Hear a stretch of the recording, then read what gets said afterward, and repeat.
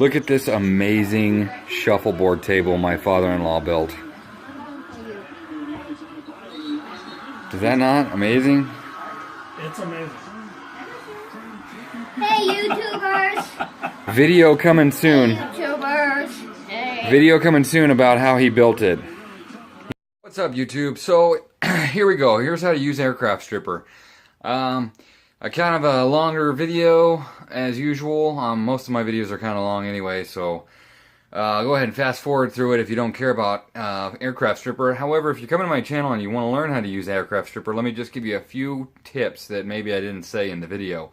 Stay away from cracks and crevices. This is only for large panels, like large flat areas. Don't get into any cracks, like any doors, any jams, nothing. Because that stuff, if you don't get it out, that stuff will hang around and it'll come out after you paint the car. And it'll ruin your life, or your day, or your month, or whatever. So just make sure not to do that stuff. This is basically to just knock out a big portion of it. It's still not easy. You still got to sand it. You still got to buff it out. You know, do all that stuff. You still got to work. So this is not just like, oh, I'll throw some paint stripper on there and it'll be all good. Because that's kind of what I thought. I thought, oh, I'll get some paint stripper and it'll be done. And that's just not it. So it definitely takes some work afterwards, like you're going to see. And the 2 steps for me were to strip away anything that was left with a wire wheel and a grinder, and then go over it with a sander. And the sander really got the rest of it off, and then went ahead and, you know, obviously scuffed it up so you can get some paint on there. So those are the 2 steps. It's the 3 steps. Put the stuff on a couple times, couple different sessions of stripper on there. Scrape it off, wire wheel it, sand it. Boom, there it is. Here's the video. Okay, do I sound like I'm from space?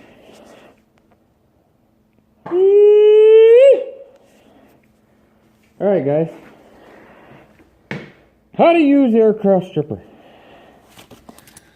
Well, let's see. Yep, here it is. Oh, a little bit used. That's okay. It's a nasty job. I'm just gonna show you guys. Now, you want to shake it up. Shake it up. Real good. You want to be careful with this crap because apparently it's not good for you. So don't drink it. Oh, it stinks. Alright, so I'm going to show you in just this one little spot here. We're going to kill this spot here. So I'm going to pour it on. And we're going to... Uh-oh, that ain't good. Let's get that up there. Alright. Now get it all worked in. Yeah, see, it's changing colors already. It's already working into that paint. But I got a couple layers of paint here, so we want to really get it worked in. And you can see that that base layer is still there, so it ain't working yet. So now that we got it worked in real good, we're going to let it sit for just a little second or two. Really working it in. I can tell it's coming up. But that base layer is still there. Alright. Spread it on like that. We're going to let that sit for just a little bit. Now we're going to work on a different area. Pour it on. Okay. You want to wear a mask or something while you're doing this. Oh, sorry. Just working it in, that's all I'm doing.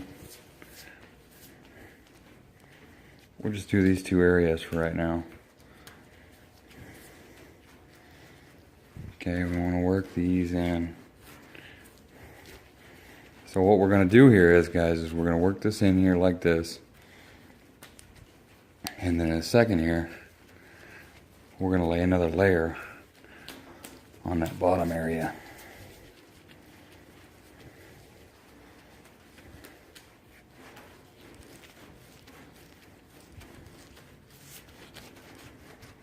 Now, I don't care what you've read or what video you watched. This is the way I do it. This is what works for me. Okay, so this area is starting to get dry. You can tell when you rub your brush across it. So, let's get a little more on there. Okay, not a whole lot, not as much as you did the first time. Alright. Now we're working it in.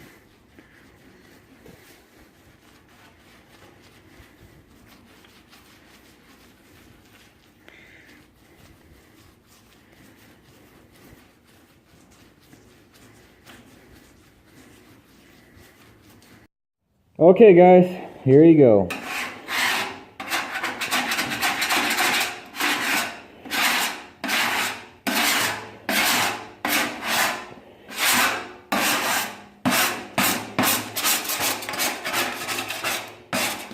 Didn't come off of that area there, so we're going to do that again here in a second. But man, came off there real good.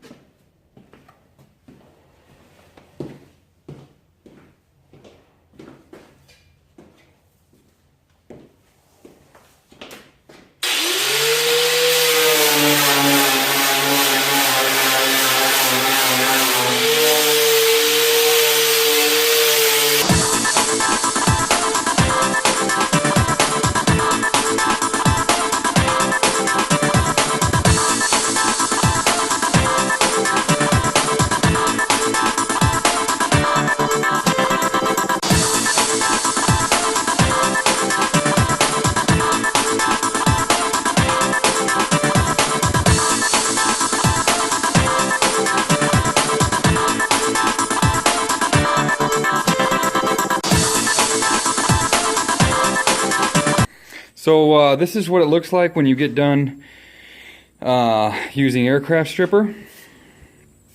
And basically, you saw me with the wire wheel. I hit it with the wire wheel, and then I took a DA. Well, I took my little orbital electric sander. And the reason why I did that is because I have too small of a line here. I don't know if it's too small of a line, but I'm not getting the right flow out of this crappy Harbor Freight line. So I also need to get another, like a little, I need to have this set up with like a dryer and a filter, and I need to get this a little more refined. So until I do that, kind of not really using air tools to do this stuff, but that's okay. You know, honestly, in my opinion, it's working just fine. It's probably a little more work with an electric orbital sander, but it's okay. Anyway, guys, so I'm going to get this fender out of here. I feel pretty confident with where it's at. I'm going to bring the radiator support over here because I want to get it done and out of the way, and while I have... Safety first. Woot, woot. Got her all done. About to step in the booth.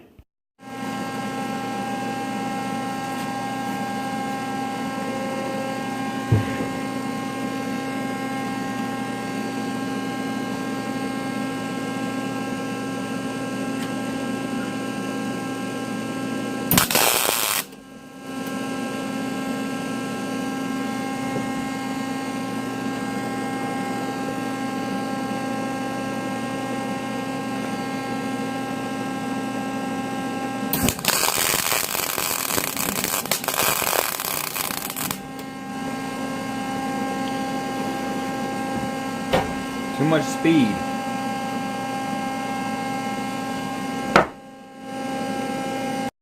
Alright guys, get you a little update video here. So as you can see, I've been just spot welding this stuff on. Ding ding zing zing zing zing. This piece I've got all done here. This was kind of a pain.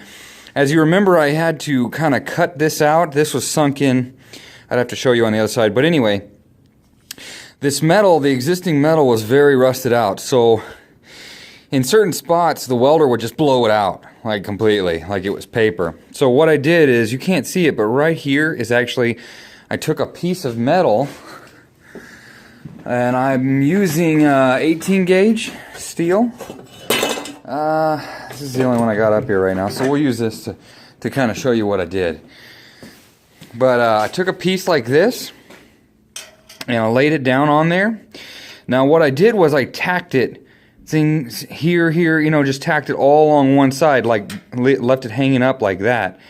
And then what you can do is, it wasn't quite that big, it was a very skinny thin piece, but then what you can do is you can take your dolly hammers here, and you can work that piece in there.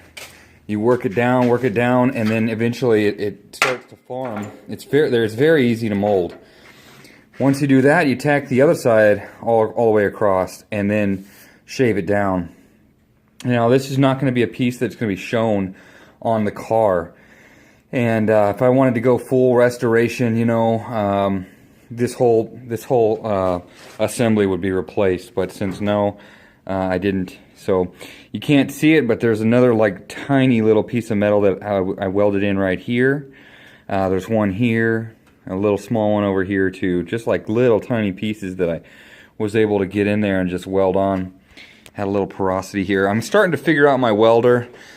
Probably should have gotten the welder figured out before I actually welded on the car, but I'm impatient, so I went ahead and did it anyway. So yeah, anyway, cool stuff here. So got that all set up. We'll get some primer on that, but I want to finish cleaning off the rest of the piece here. May even have it blasted. I just don't know. I don't know what I'm gonna do. And every time I decide on something, I change my mind. So I'm not gonna say what I'm gonna do because I don't know yet. Anyway, so that's what I did. Really easy to work with this metal. This is 18 gauge, like I said, and I'll get this down a little bit more too here, maybe over there. And then on the other side, it needs some work. I guess I could show you that, but it's kind of a pain in the ass. Here we go. And it kind of looks like crap. You know, not being a fabricator or a metal worker, this was just kind of the best I could do. So looks really good through here. Boom, boom, boom, boom, boom, boom. And then right in here, this is where it was. You can still see it's still, the metal is pitted really bad. So that's where I welded those pieces in. And this still needs to be cleaned up pretty good, but this is all good in here. But then this is that section that kind of came up, so I cut it here and I cut it here and then folded it down to kind of fit. And it kind of worked and it kind of didn't. And I probably went a little too far going all down in this area here, and that sucks. So I'll have to get some sort of small grinder to really get in there really good. I don't have one right now, so just another tool you gotta buy. So I probably shouldn't have tacked all that in, because I actually spot welded most of that. There's one, you can see all down in here. I spot welded that piece, that side in, so that didn't need to be done, but I did it anyway, and it's done and it's over. So now I gotta figure out what to do about it. Got some new headlights.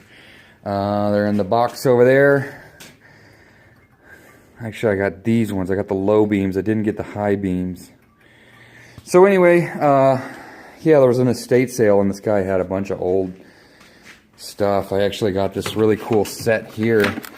And I don't need this set. I actually have all of these, but it's an impact set, but it's really old, still in the box, and like comes with this little cool thing here, and I just thought that was really neat, so I picked that up. Paid like $4 for it or something like that. Totally don't need it, but I'm kind of like a nostalgia kind of guy. I have a lot of, I collect a lot of toys and stuff like that. Me and my son do, and I did before him, and he's starting to get into it. And anyway, so I got that. I also got a little, never seen one of these before. Guys, if you know what this is for, let me know. Kind of a weird little, it comes down and does a little thing and does a little thing. So I don't know what really that's for. It's not, no brand name on it, just says Taiwan. So picked that up for $5. Alright guys, so what I did here is I drilled a little hole, and what I'd like to do is I'd like to get a piece of steel to go on the bottom there. But I'm probably going to buy the foot press for these bad boys. So anyway, Get you a bolt, run it up through, goes right in the bottom there. And look what I was able to make. Now this is just a test piece. This all I did was just trying this thing out. Look at that. I just stuck this bad boy in there and just worked it. Watch this. This is really cool, guys. That tool is handy. Of course you're in the way. So, yeah, can't hardly see it, but look at that. Perfect fit there, guys. So, I only have a small pinhole here. I haven't decided if I'm going to fully replace this. This metal seems to be still pretty good. But there's a piece up here. This piece obviously won't work there, but there's a big hole right there. So I'd cut this out just on the edge there and then down and then weld in yourself a new piece. Where it's going to help is right over there. Right there. I did use my brake for this. So I broke the piece first. I did this piece too, but I was just kind of messing around with the welder on that. Anyway, I broke the piece, and then and we'll go over this. This thing it works pretty good too. This is about 40 bucks at Harbor Freight. So this is the 18-inch, and it will bend up to 16 gauge steel. So that's actually pretty thick stuff. So all right, guys, like, comment, subscribe. Like I said, thanks a lot. Oh, I also got this at the estate sale. Pretty cool. Old-fashioned stuff. I like that kind of stuff. Alright guys, like, comment, subscribe. I'm out of here. Bye.